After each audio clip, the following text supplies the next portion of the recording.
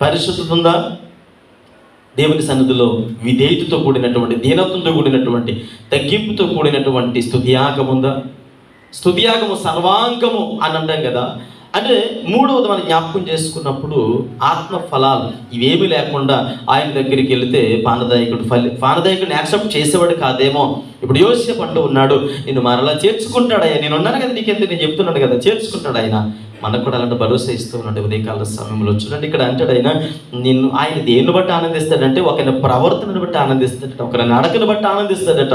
అంటే ఈ మూడు లక్షణాలు మనలో కనబడినప్పుడు, పరిశుద్ధత, స్తుతియాగము, ఆత్మఫలాలు చూసినప్పుడు ఆయన మెచ్చుకొని సంతోషించి, గత కొన్ని వారాలుగా మనం జ్ఞాపకం చేసుకుంటున్నాం, కొన్ని అంశాలని కంబైన్డ్గా మనం జ్ఞాపకం చేసుకుంటూ ఉంటే, యోబు గురించి ఆయన ఏమని సాక్ష్యం ఇచ్చారంటే, నా కుమారుడే.